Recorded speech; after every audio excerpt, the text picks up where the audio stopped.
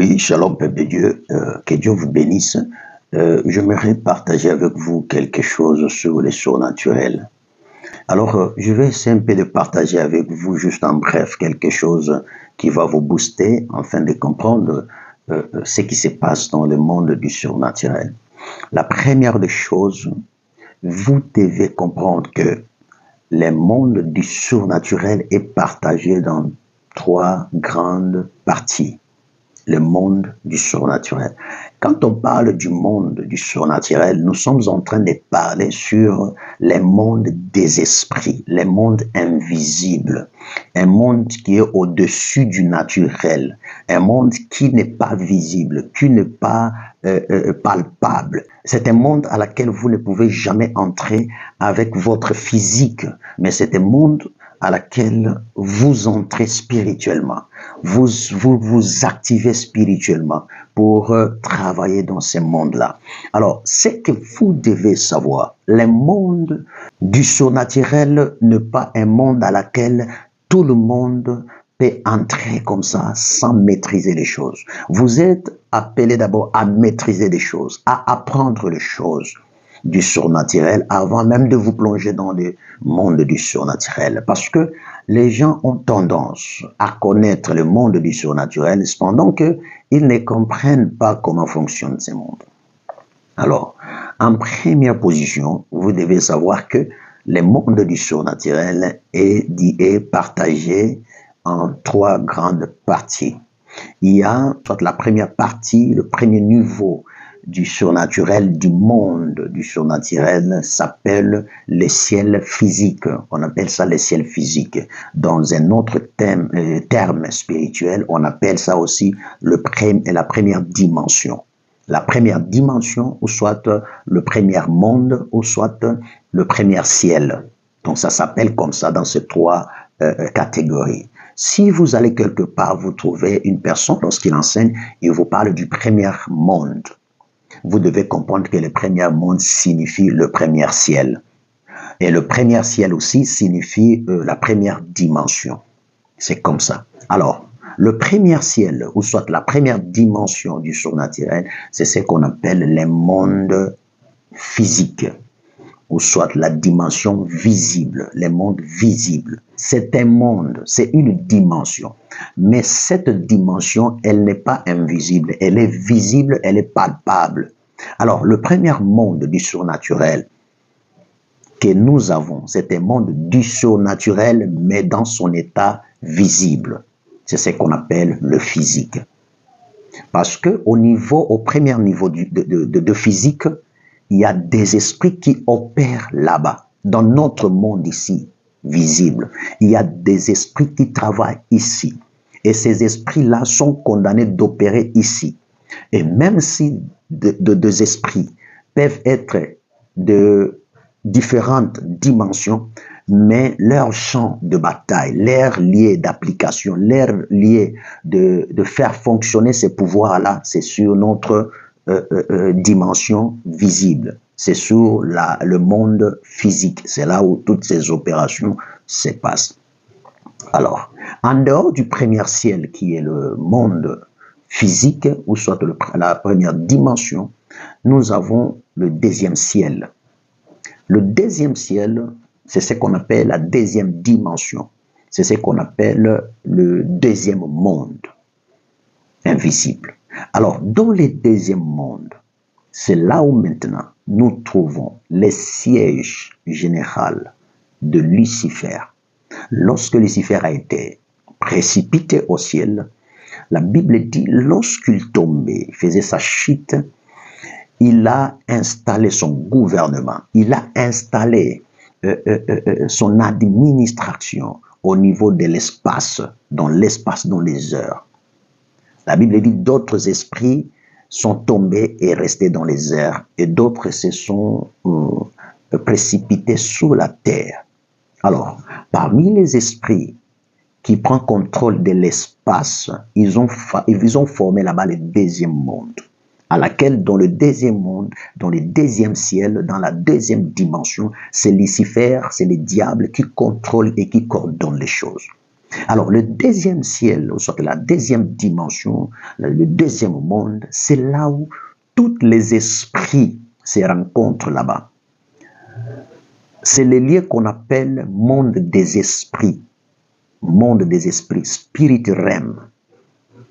Monde des esprits. C'est là où toutes les batailles spirituelles s'effectuent. Lorsque nous entrons dans des combats spirituels, c'est dans cette atmosphère, c'est dans cette dimension-là que nous combattons. Tous les combats spirituels se passent dans le deuxième monde.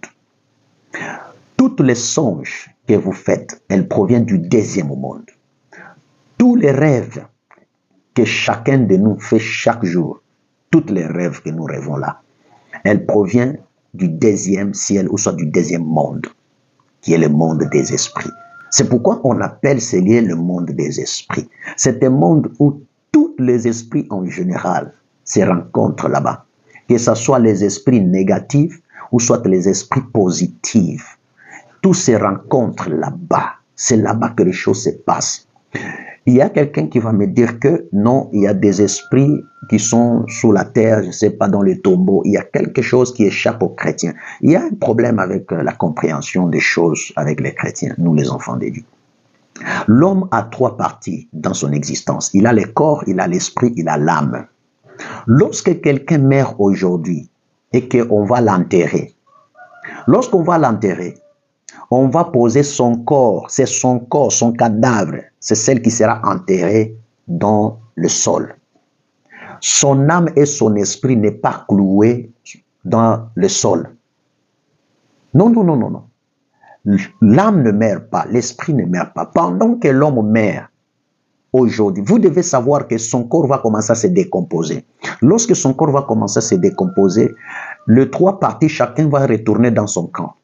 Le corps physique sera enterré dans le physique, tu es poussière, tu retourneras à la poussière. Donc ce corps-là, c'est celle qui vient de la poussière. Elle va se retourner à la poussière.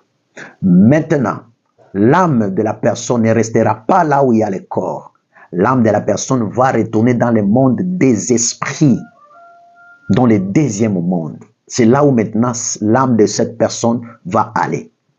Et l'esprit de la personne ne va pas rester dans le deuxième monde. C'est l'esprit maintenant qui va retourner à Dieu. Parce que l'esprit qui possède l'homme, ce n'est pas son esprit, c'est l'esprit de Dieu. Lorsqu'une personne meurt, cet esprit doit retourner à Dieu. Parce que c'est une petite partie de Dieu dans l'homme. Alors, ça ne peut pas rester dans le deuxième monde, ça doit retourner directement dans le troisième monde. Maintenant, lorsque une personne meurt, son âme va monter jusqu'au deuxième ciel. Alors, dans ce deuxième ciel, c'est pourquoi je vous dis, il y a tous les esprits là-bas, négatifs tout comme positifs. Lorsque vous lisez la Bible sur la mort du pauvre Lazare et de l'homme riche, vous allez voir que là où le pauvre Lazare était et là où l'homme riche était, ils avaient cette capacité de se communiquer, de se voir. L'homme riche voyait Lazare dans les seins d'Abraham, mais il ne pouvait pas arriver là-bas parce que c'était un autre territoire. Mais lui, il était de l'autre côté où il y avait le feu, il y avait de quoi tout ce qui s'est passé, de tourment, un lieu de tourment. Vous voyez? Donc, le monde des esprits, qui est le deuxième monde, qui est le deuxième ciel, la deuxième dimension, c'est un grand monde de tous les esprits. On se retrouve là-bas. Mais sauf qu'il y a des côtés où les autres ne peuvent pas arriver, il y a des côtés où nous aussi, nous ne pouvons pas arriver par rapport à notre appartenance. Alors, mais tous nous sommes là. Il n'y a pas de barrières, il n'y a pas de mire, il n'y a pas quoi. Si tu veux localiser quelqu'un, tu veux vraiment croiser quelqu'un spirituellement, dans ce monde-là, tu peux le croiser. Si tu te décides maintenant, par exemple, de quitter ton côté positif pour aller rejoindre le côté négatif, ça c'est fait, c'est faisable parce que c'est un grand monde à laquelle tous les esprits se croisent là-bas. Et il y a des guerres et des guerres, des combats jour pour jour. C'est là où il y a notre champ de bataille. C'est là où tout chrétien, lorsque tu fais tes prières de combat spirituel, c'est là où les combats s'engagent. Lorsqu'il y a la destruction des hôtels, tous les hôtels sont représentés là-bas. Lorsque vous faites votre hôtel sur la terre, votre hôtel n'aura pas de pouvoir, n'aura pas de capacité le pouvoir d'agir, de se manifester. Si de l'autre côté, dans le monde des esprits, cet hôtel-là n'est pas signifié. Donc, tout ce que nous faisons sur terre, elle doit commencer d'abord là-bas. Il faut construire d'abord l'hôtel spirituellement là-bas avant même qu'elle soit physique. Donc, tout ce que nous faisons physiquement, c'est juste une représentation, un modèle de ce qui est dans le monde des esprits. Alors, c'est un grand monde, comme je vous ai dit là-bas. Alors, par exemple, que votre maman est sorcière, vous n'allez pas le combattre physiquement, parce que si vous la combattez physiquement, vous n'allez pas emporter la victoire dans le monde des esprits.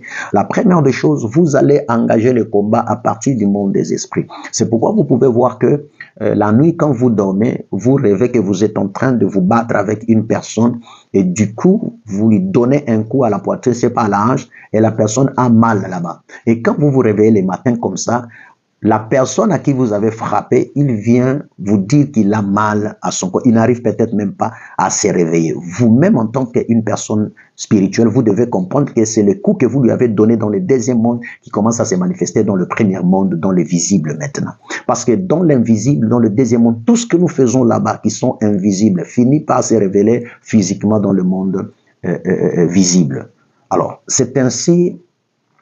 Si vous comprenez ce phénomène-là, vous allez comprendre maintenant comment vous prendre en charge spirituellement. Spirituellement.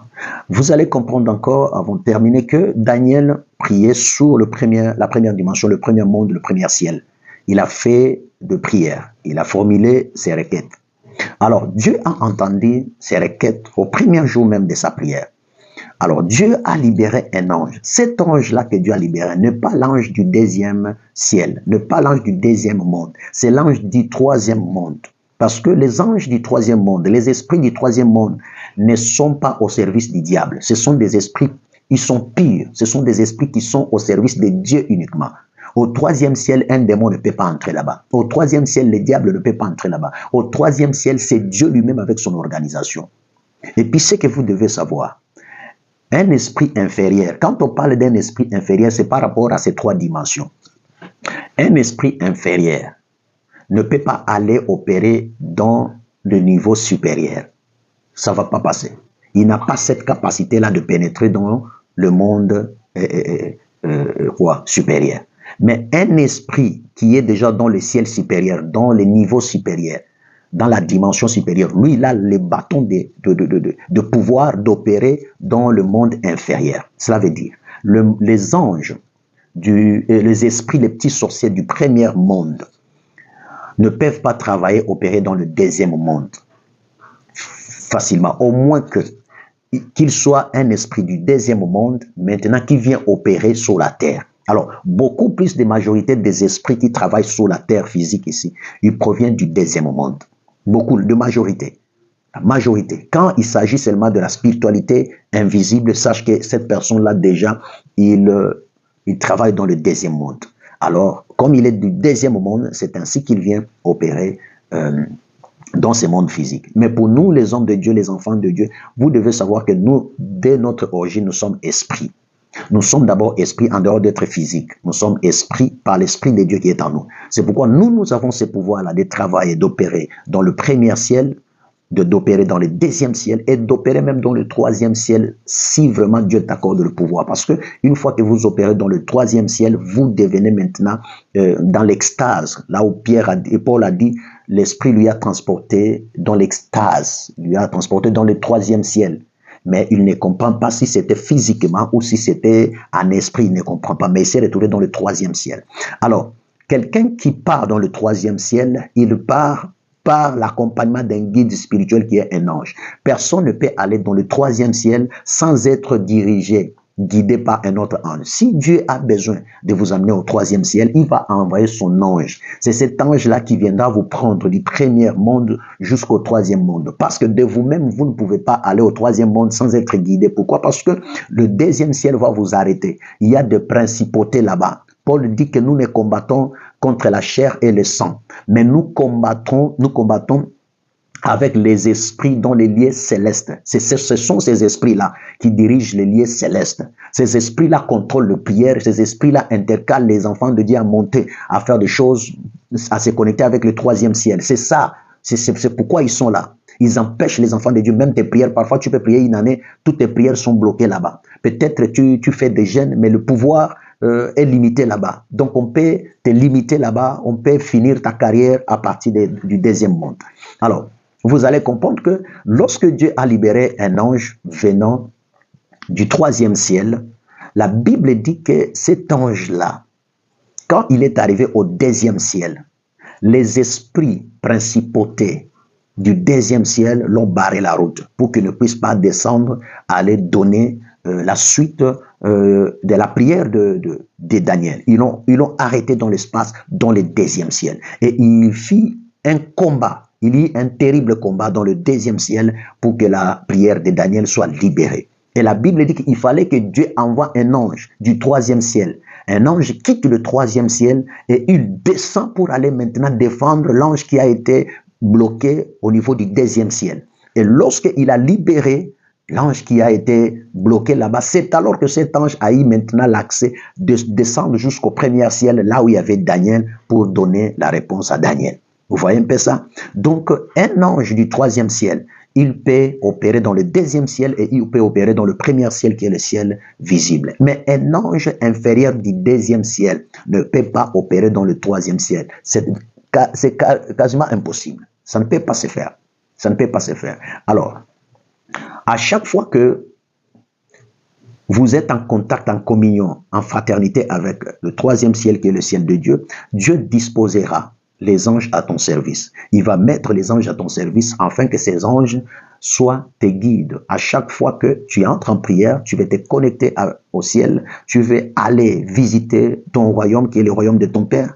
Il y aura toujours un ange qui va t'accompagner. Il y a un ange qui doit te prendre pour t'accompagner. Sans la présence de cet ange, je vous dis, personne ne peut aller là-bas. Quand vous lisez la Bible, prenons l'histoire de Jean sur l'île de Patmos, vous allez voir qu'il voyait un ange. Je vis un ange qui est venu. Un ange m'a dit, passe ici, on va partir. Donc, c'est l'ange qui venait prendre les serviteurs de Dieu. C'est l'ange qui venait prendre le prophète spirituellement. Il y a que des anges qui viennent nous transporter. Quand quelqu'un te dit qu'il entre dans le troisième ciel par ses propres efforts, c'est faux. C'est faux, c'est faux. Personne ne peut entrer dans le troisième ciel de lui-même, de ses propres forces. Non, c'est faux. Il y a toujours un ange. C'est pourquoi chaque serviteur de Dieu, chaque enfant de Dieu, chaque peuple de Dieu, chaque prophète, chaque apôtre qui craint le Seigneur, qui travaille dans la sincérité, Dieu lui donne un ange du service. Dieu dispose un ange à son service, à son ministère. C'est cet ange-là qui te permettra maintenant de te connecter avec le troisième ciel, qui est le ciel de Dieu, qui est le ciel, l'endroit, la dimension où Dieu réside, où Dieu a son administration. Alors, dans le troisième ciel, c'est là où Dieu organise aussi tous ses plans, tout le projet qu'il a, toutes les organisations. Quand Dieu veut te bénir, quand il veut envoyer les anges, quand il veut opérer avec toi, tout ce que nos réponses, nos prières, tout ça arrive au troisième ciel. Parce que c'est au troisième ciel, là où il y a le trône de Dieu, là où personne n'a déjà vu la face de Dieu là-bas. Il n'y a que la lumière, il n'y a que la représentation du forme d'un homme, mais entouré de lumière. Tout le monde, les expériences que les gens ont vécues de voir Dieu sous son trône, il s'est représenté toujours par forme de lumière, une forte lumière qui est plus que le soleil, qui est sous le trône. Donc Dieu, c'est la lumière. Il se représente chaque fois en forme de lumière quand il est sous son trône.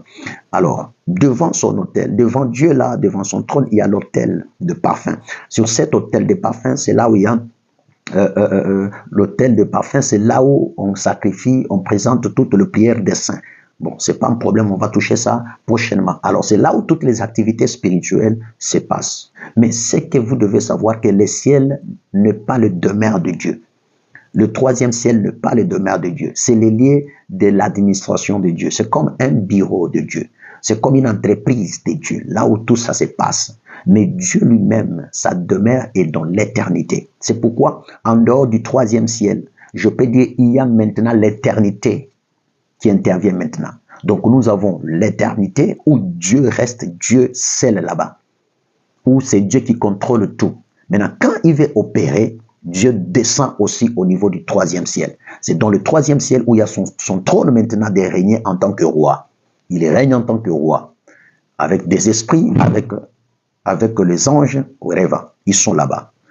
Alors, tout ça se passe là-bas, les décisions se prennent là-bas, toutes les organisations, ça se passe comme ça. Alors, aussi longtemps que vous ne maîtrisez pas le fonctionnement de ces trois ciels, vous ne comprenez pas comment les choses s'opèrent dans ces 3 dimensions, vous aurez du mal à vivre du surnaturel dans votre vie.